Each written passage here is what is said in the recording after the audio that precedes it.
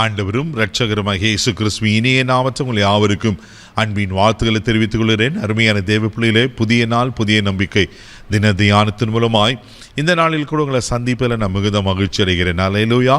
இன்றைக்கு கூட கர்த்தர் நமக்கு கொடுக்கிற வார்த்தை என்ன? சங்கீதத்தின் புஸ்தகம் 20ஆம் சங்கீதம் 4வது வசனம் கூட வாசிக்க கேட்போம். அவர் உமது மன விருப்பத்தின்படி உமக்கு தந்தருளி உமது ஆலோசனைகளை எல்லாம் நிறைவேற்றுவாராக. பாருங்க, ரொம்ப அழகாக சொல்லப்பட்டு, அவர் உமது மன விருப்பத்தின்படி உனக்கு தந்தருளி. ஆமே, என்ன செய்யறா? உமது ஆலோசனையெல்லாம் நிறைவேற்றுவாராக. தேவ பிள்ளைகளே, உங்கள் மன விருப்பம் என்ன? இந்த 3வது மாதத்துலையாவது இந்த காரியம் கைக்குடி வராதா, இந்த காரியம் நடக்காதா அப்படின்னு எதிர்பார்த்துட்டு இருக்கீங்களா? இன்னைக்கு ஆண்டவர் சொல்றாரு, அவர் உன் மன விருப்பத்தின்படி உனக்கு தந்தருளி. தேவ பிள்ளைகளை, ஆண்டவர்களை கேளுங்க, நிச்சயமாக அவர் கொடுப்பார். ஆமென். அவர் உங்களுக்கு கொடுக்காம வேறு யாருக்கு கொடுக்க பாரு? சொல்லுங்க பார்க்கலாம். உங்கள் மன விருப்பத்தை ஆண்டவர் நிறைவேற்ற வல்லவராக இருக்கிறார். அந்த மன விருப்பத்தை ஆண்டவருக்கு சொல்லுங்கள். ஆண்டவரே, எனக்கு ஒரு பிள்ளை வேணும். ஆண்டவரே, எனக்கு ஒரு திருமணம் நடக்கணும். ஆண்டவரே, எனக்கு ஒரு வேலை கிடைக்கணும். ஆண்டவரே, என் வீட்டில் சமாதானம் உண்டாகணும். ஆண்டவரே, என் பிள்ளைங்க வாழ்க்கையில் ஒரு அற்புதம் நடக்கும். என்னெல்லாம் எதிர்பார்த்துட்ருக்கீங்களோ, நீங்கள் விரும்புகிறீங்களோ, விரும்புகிறத மனுஷர்களை கேட்டால் சில நேரத்தில் கிடைக்கும், சில நேரத்தில் கிடைக்காது போயிடும்.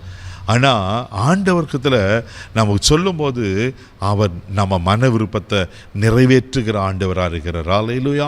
அதே சங்கீதத்தின் புஸ்தகம் 21ஆம் சங்கீதம் 2வது வசனத்தை கூட வாசிக்கும் போது இப்படியாய் சொல்லப்பட்டிருக்கு. வாசிக்க கேட்போம். அவருடைய மன விருப்பத்தின்படி நீர் அவருக்கு தந்தருளி அவருடைய உதடுகளின் விண்ணப்பத்தை தள்ளாதிருக்கிறீர். ஆமென்.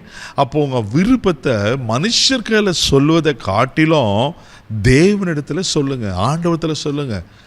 அண்ணால் புருஷங்களை போய் சொன்னான், இதை சக்கலத்தையும் என்னை வேதனைப்படுத்துகிறா, மனமடிவாக்குறா, மனக்கிளேசம் உள்ளமாக்குறா, எனக்கு பிள்ளை இல்லை, எனக்கு பிள்ளை வேணும்னு. புருஷன் அதை ஒன்றும் பெருசாக எடுத்துக்கல, என்னை காட்டிலும் எனக்கு 10 பிள்ளைங்க பெருசா அப்படி சொல்லிட்டு போயிட்டாரு. அப்போ தான் அறிஞ்சா, மனுஷர்கள் சொன்னாலும் அது வேஸ்ட் தான், என் மன விருப்பத்தை நான் ஆண்டவர்களை சொல்கிறேன் அப்படி சொல்லி தேவ சமூகத்தில் தன் இருதயத்தை ஊற்றுனா. அப்போ தான் அந்த ஏலி மூலமாக ஆண்டவர் பேசினார்ல, உன் விண்ணப்பத்தை கேட்டேன், உன் கண்ணீரை கண்ட, சமாதானத்தோடு போ என்று சொல்லி. தேவ பிள்ளைகளே, அவர் உங்கள் மன விருப்பத்தின்படி உங்கள் தந்தருளி என்ன செய்கிறாரா? உங்கள் உதடுகளின் விண்ணப்பத்தை தள்ளாதிருக்கிறார். மனுஷர்கள் தள்ளிடுவாங்க நம்ம காரியங்களை, மனுஷர்கள் புறக்கணிச்சிருவாங்க, செய்கிறேன்னு சொல்லி செய்யாமல் போயிடுவாங்க.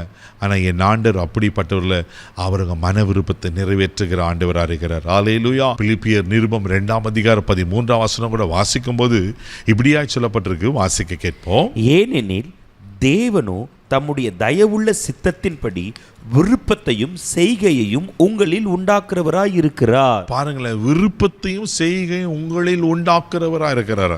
யாரு? தேவரீர். ஆமே, தேவப்பிள்ளைகள், ஆண்டவர் தான். அப்போ உங்களுக்கு ஒரு விருப்பம், ஒரு தேவை, நீங்கள் எதிர்பார்க்குற காரியம் ஆண்டவர் உங்களத்தில் உருவாக்குறார். அப்போ ஆண்டவர் உருவாக்குற அதை கொடுக்காமல் இருப்பாரா? நிச்சயமாக கொடுப்பார். இன்னைக்கு என்னென்னலாம் விருப்பத்தோடு இருக்கீங்களோ, இன்றைக்கி கர்த்தர் பதில் தரப்போறார். ஆனால் நாம் ஒன்று செய்யணும். தேவப்பிள்ளையில் சங்கீதம் புஸ்தகம் 145ஆம் சங்கீதம் 19வது வசனம் இப்படியா சொல்லப்பட்டிருக்கு. வாசிக்க கேட்போம். அவர் தமக்கு பயந்தருடைய விருப்பத்தின்படி செய்து அவர்கள் கூப்பிடுதலை கேட்டு அவர்களை ரட்சிக்கிறார். ஆமாம், இதுதாங்க விஷயம். அவர் தமக்கு பயந்தவர்கள் விருப்பத்தின்படி செய்து. அப்போ நீங்கள் தேவனுக்கு பயப்படுகிற பயத்தில் இருப்பீங்கன்னா நிச்சயமாக அவர் உங்கள் விருப்பத்தெல்லாம் நிறைவேற்றுவார். தேவனுக்கு பயப்படுங்க. தேவனுக்கு பயப்படுதுன்னு தீமையை வெறுப்பது, தீமையான காரியங்களை விட்டுருங்க. தேவ பிள்ளையில் பாவமான காரியங்களை விட்டுட்டு நீங்கள் தேவனுக்கு பயந்து வாழும்போது அவர் மன விருப்பத்தை நிறைவேற்ற உண்மையில் வருகிறார். தேவனுக்கு பயப்படுறவங்களுக்கு எத்தனை விதமான ஆசீர்வாதங்கள் சொல்லப்பட்டிருக்கு, பல விதமான நன்மைகள் இருக்குது. அதில் உங்கள் மன விருப்பத்தை உங்களுக்கு தந்தரலி இன்றைக்கு உங்களை ஆசீர்வதிக்க உண்மையில் இருக்கிறார். கண்களை மூடி நம்ம ஜெபிப்போம். தகப்பனே, யார் யார் என்னென்ன காரியங்களை இந்த ஆண்டவரே வேலையில் கேட்டுக்கொண்டு இருக்கிறாங்களோ, இயேசுவின் நாமத்தில் நான் ஜெபம் பண்ணப்பா, அங்கே மன விருப்பங்களை தந்தருளுவீராக, அங்கே மன விருப்பங்களை அங்கீகரிப்பு ஆசீர்வதிப்பீராக. உங்கள் கிருபையில் கரத்தில் ஒப்பு கொடுக்குறப்பா. இன்றைக்கு காரியங்களை கைக்குடி வர பண்ணுவீராக. அங்கே உதடுகளின் விண்ணப்பத்தை தள்ளாதிருக்கிற கர்த்தர் பதில் தாங்கப்பா. அற்புதங்களை காணிச்சியும் ஆசீர்வதியும் கிருபை கோப்பம் கொடுக்கிறேன். இயேசுவின் மூலம் ஜெபம் பிதாவே, ஆமென். அவர் உங்கள் விருப்பத்தை நிறைவேற்றிட்டார். தைரியமாக போங்க. God bless you.